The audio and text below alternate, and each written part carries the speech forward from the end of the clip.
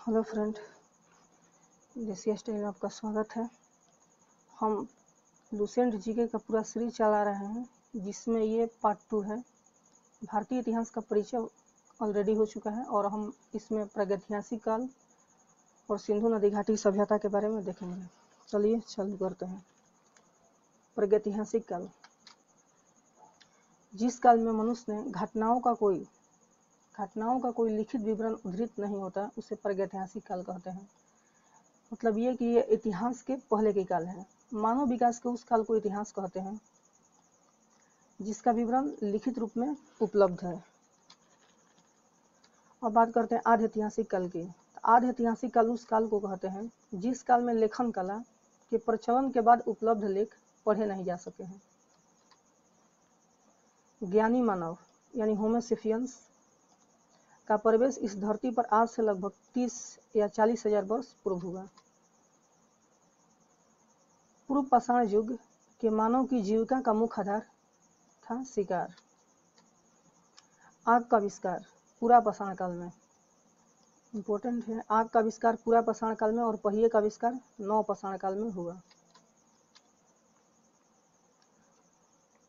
मनुष्य में अस्थायी निवास की प्रवृत्ति नव पाषाण काल में हुई। उसने सबसे पहले को पालतू बताया। बताइए किसको सबसे पहले पालतू बनाया? उसने कुत्ते को सर्वप्रथम पालतू बनाया। मनुष्य ने सर्वप्रथम तांबा धातु का प्रयोग किया तथा उसके द्वारा बनाया जाने वाला प्रथम औजार जो था वो कुल्हाड़ी था, जो अतिरकम से प्राप्त हुआ है। कुल्हाड़ी का साक्ष्य। कृषि का आविष्कार नव पाषाण काल में हुआ। प्रागैतिहासिक अनुत्पादन स्थल मेहरगढ़ पश्चिमी बलूचिस्तान में अवस्थित है। कृषि के लिए अपनाई गई सबसे प्राचीन फसल गेहूं और जौ थी। गेहूं जो थी वो पहली फसल थी और जौ। कृषि का प्रथम उदाहरण कहाँ से प्राप्त होता है? मेहरगढ़ से। कृषि का प्रथम उदाहरण मेहरगढ़ से प्राप्त होता है। कुलडिहावा का संबंध चावल के प्राचीनतम साक्ष्य से है। पलवारम नामक स्थान पर प्रथम भारतीय पूरा पाषाण कलाकृति की खोज हुई थी। कहाँ? पलवारम। भारत में पूर्व प्रस्तर युग के अधिकांश औजार जो हैं स्फटिक यानी पत्थर के बने थे। रॉबर्ट ब्रूस फ्रूट पहले व्यक्ति थे। रॉबर्ट ब्रूस फ्रूट पहले व्यक्ति थे जिन्होंने 1863 ईस्वी में भारत में पूरा पाषाणकालीन औजारों की खोज की। किसने किया था ये? Robert Bruce fruit. भारत का सबसे प्राचीन नगर मोहनजोदड़ो, जिसका सिंधी भाषा में अर्थ होता है मृतकों का टीला। असम का श्वेतंभू गिबन भारत में पाया जाने वाला एकमात्र मानवाभ कॉपी है, यानी मानव कॉपी है श्वेतंभू गिबन। इनाम गांव ताम्र पाषाण युग की एक बड़ी बस्ती थी। इसका संबंध जुर्वे संस्कृति से है। भारत में शिवालक की पहाड़ी जीवाश्म का प्रमाण मिला है। यहाँ शिवालक की पहाड़ी पर भारत में मनुष्य संबंधी सबसे पहला प्रमाण किस घाटी में मिला है? ये नर्मदा नदी घाटी में मिला है। मनुष्य संबंधी सबसे पहला प्रमाण भारत में। भारतीय नागरिक सेवा के अधिकारी रिजले प्रथम व्यक्ति थे जिन्होंने प्रथम बार वैज्ञानिक आधार पर भारत की जनसंख्या का प्रजातीय विभेदीकरण किया था। अब कुछ संस्कृति और वहां से मिले बर्तन को हम देखते हैं। मालवा संस्कृति में काले और लाल बर्तन मिले हैं। बुरझोम में धूसर कलर का, जोखे संस्कृति में लाल। ये दक्षिणी नवपाषाण में चमकीली धूसर और पूर्वी नवपाषाण में भूरा लाल। अब देखते हैं सिंधु घाटी सभ्यता। तो रेडियो कार्बन यानी C14 जैसी नवीन विश्लेषण पद्धति के द्वारा जो सभ्यता की सर्वमान्य तिथि है वो कब से कब तक मानी गई है? वो मानी गई है 2400 से लेकर 1700 ईसा पूर्व। सिंधु सभ्यता की खोज राय बहादुर दयाराम साहनी ने की थी। सिंधु सभ्यता को प्रागैतिहासिक अथवा कांस्य युग में रखा जा सकता है। इस सभ्यता के जो मुख्य निवासी थे वो द्रविड़ थे और भूमध्य सागरीय प्रजाति के थे। सिंधु सभ्यता का सर्वाधिक प्राचीन पूरा स्थल दासक नदी के किनारे सुतगेदौर, ये पूरब का है, सबसे पश्चिम का। पूर्वी पूरा स्थल है वो आलमगीरपुर है जो मेरठ में है, उत्तर प्रदेश। उत्तरी जो पूरा स्थल है वो मांदा, जम्मू कश्मीर में। और दक्षिणी पूरा स्थल है वो दाइमाबाद जो अहमदनगर महाराष्ट्र में है। सिंधु सभ्यता या सिंधु सभ्यता कैसी सभ्यता थी? ये एक नगरीय सभ्यता थी। सिंधु सभ्यता से प्राप्त परिपक्व अवस्था वाले स्थलों में केवल 6 को ही बड़े नगर की संज्ञा दी गई है। ये 6 कौन कौन है?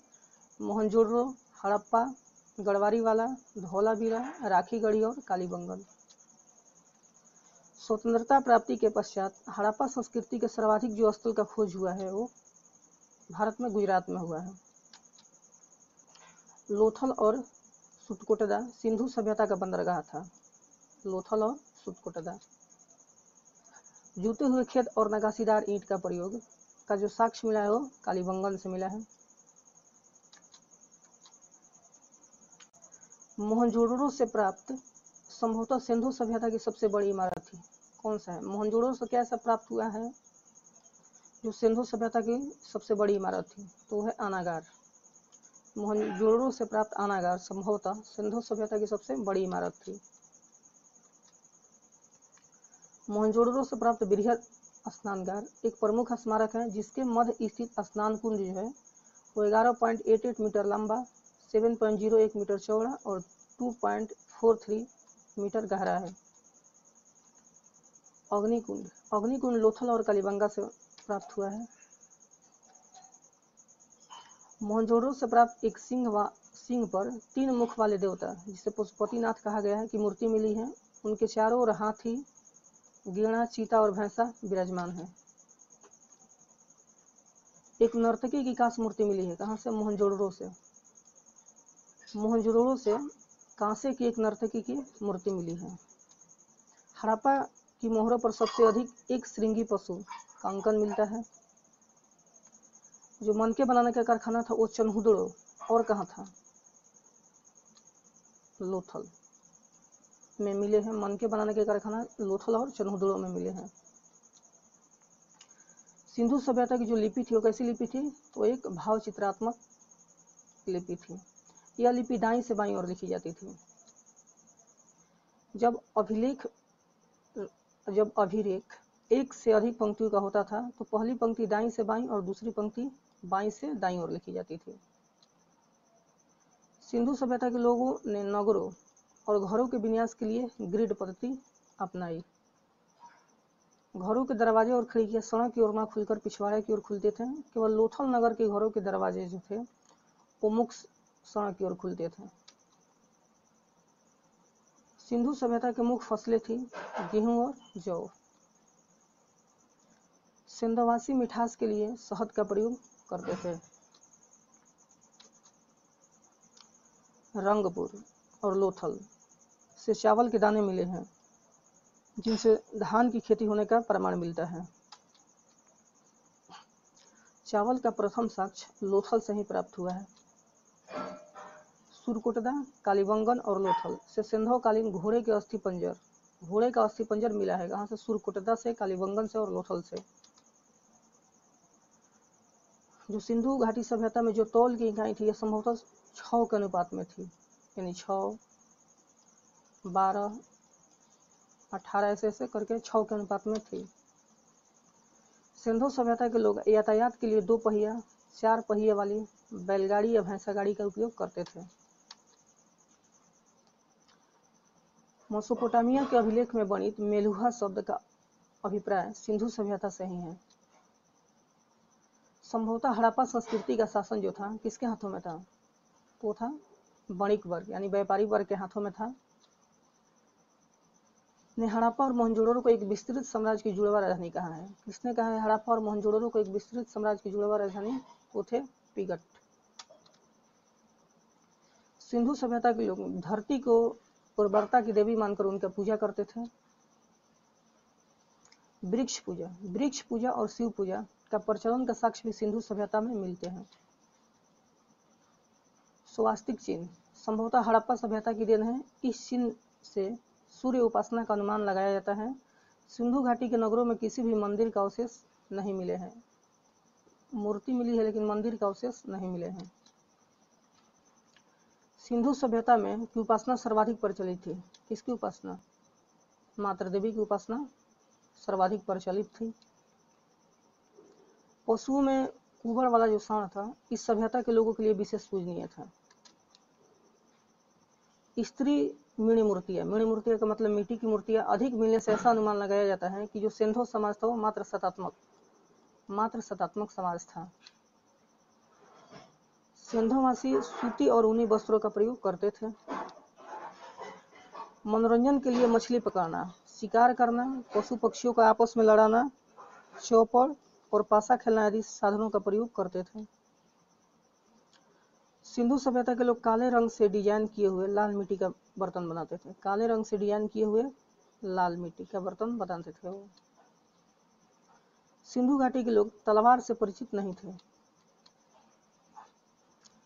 सिंधु घाटी सभ्यता का कौन सा एकमात्र ऐसा हड़प्पाकालीन स्थल था जिसका निचला शहर समान लोगों के लिए रहने हेतु था, भी किले से घिरा हुआ था, यानी कालीबंगन हड़प्पा सभ्यता का एक ऐसा स्थल था जिसका निचला शहर भी था, वो भी किले से घिरा हुआ था।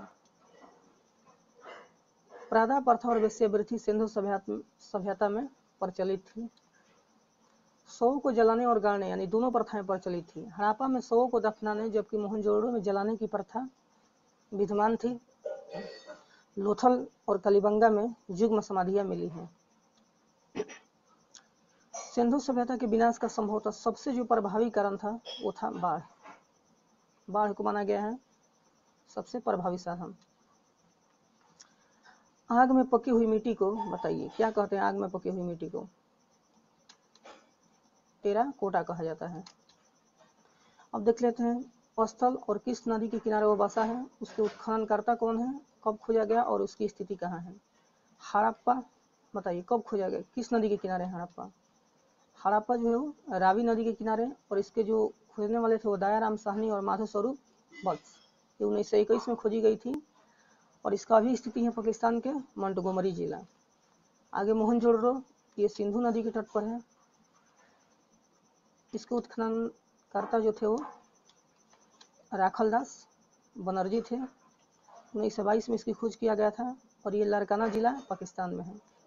चनहुदड़ो, ये सिंधु नदी के तट पर, खोजकर्ता गोपाल मजमूदार, 1931, सिंध प्रांत पाकिस्तान।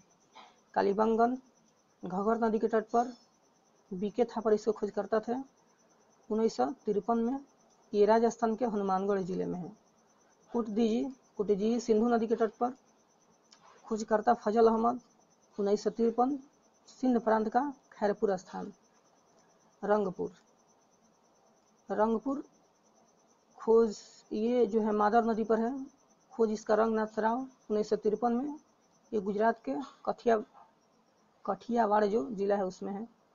रोपड़ सतलज नदी के तट पर, खोजकर्ता यागदत्त शर्मा, 1953 से 56, पंजाब का रोपड़ जिला। आगे जाते हैं, सबसे इम्पोर्टेंट लोथल, किस नदी के तट पर? भोगवा नदी के तट पर, खोजकर्ता इसके रंगनाथ राव थे, 1955 और 1962। और ये अभी जो गुजरात के अहमदाबाद जिला है वहाँ था ये। आलमगीरपुर, ये हिंडन नदी के तट पर, खोजकर्ता यागदत्त शर्मा थे, 1958 में, ये उत्तर प्रदेश के मेरठ जिला।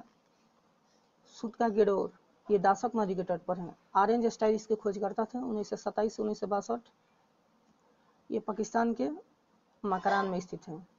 आगे धौलावीरा, इसके खोजकर्ता थे RS बिष्ट यानी रविंद्र सिंह बिष्ट, 1990-91 में, गुजरात के कच्छ जिला में। आगे थे आयातित वस्तु, और ये कहाँ से उस समय प्राप्त की जाती थी बताइए? क्षेत्रीय बलूचिस्तान और ओमान से क्या प्राप्त किया जाता था? तांबा।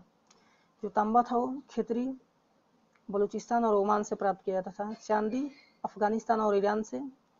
सोना का जो आयात होता था वो कर्नाटक, अफगानिस्तान और ईरान से। जो टीन आयातित किया जाता था वो अफगानिस्तान से, ईरान से। गोमोद का आयात सौराष्ट्र से किया जाता था। लाजवर्थ, ये मेसोपोटामिया से। सीसा ईरान से। Thank you friend.